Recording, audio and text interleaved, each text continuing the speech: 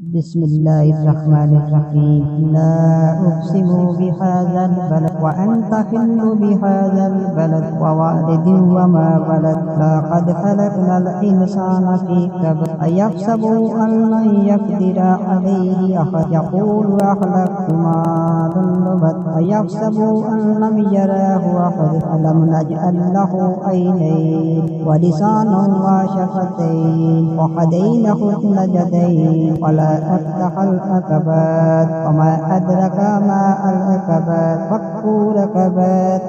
أو إطعام في يوم ذي مسغبة يتيما ذا مقربة أو مسكينا ذا متربة ثم كان من الذين آمنوا وتواصوا بالصبر وتواصوا بالمرحمة أولئك أصحاب الميمنة والذين كفروا بآياتنا هم أصحاب المشيئة عليهم